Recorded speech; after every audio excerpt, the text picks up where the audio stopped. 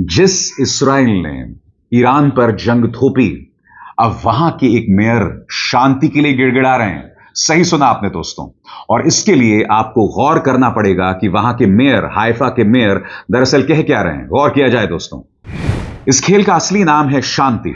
उत्तरी इस्राएली शहर हाइफा के मेयर योना याहाव ने शुक्रवार को CNN से बातचीत में कहा, उन्होंने यह भी जताया कि अमेरिकी राष्ट्रपति डोनाल्ड ट्रंप द्वारा ईरान के खिलाफ सैन्य कार्रवाई में शामिल होने के फैसले के लिए रखा गया 2 हफ्ते का डेडलाइन बहुत लंबा है।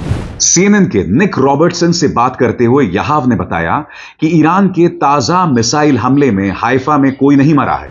इस्राइल इमरजेंसी सर्विस के मुताबिक कुल 21 लोग जख्मी हुए हैं, जिनमें से 3 की हालत गंभीर है। याहाव ने कहा, मुझे जंगें पसंद नहीं है, और बताया कि वो खुद अब तक 10 जंगें देख चुके हैं। उन्होंने दोहराया, असल मकसद शांति है। सुनकर भी अजीब लगता है ना कि एक इस्राएली नेता यह कह रहा है कि असल मकसद शांति है।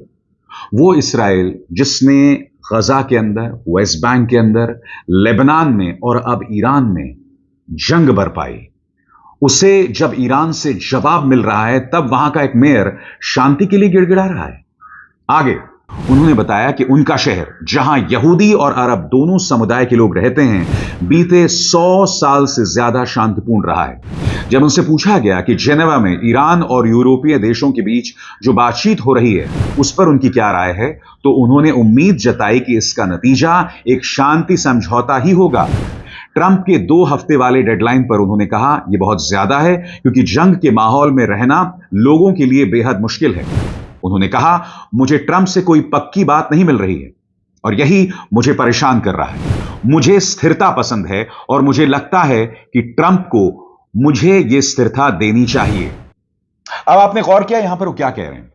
एक तरफ वो ये कह रहे हैं कि यूरोप के नेता और ईरान के बीच जो बातचीत चल रही है, उम्मीद है उसका कोई हल निकले।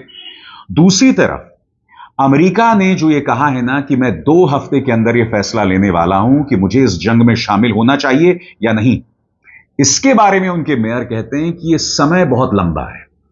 यानी कि अगर अमेरिका इस वक्त जंग में शामिल हो जाए तब इन्हें कोई प्रॉब्लम नहीं, क्योंकि वो जानते हैं कि एक बार अमेरिका इस जंग में शामिल हो जाता है तब बाजी पूरी तरह से इस्राएल के पक्ष में हो सकती है। मैं कह रहा हूं हो सकती है क्योंकि अभी कुछ ही देर पहले मैंने आपको वॉल स्ट्रीट जर्नल की एक रिपोर्ट दिखाई जिसमें साफ साफ लिखा गया था कि जितनी मिसाइलें ईरान के पास हैं उससे बहुत कम इंटरसेप्टर्स अमेरिका और इजराइल के पास हैं।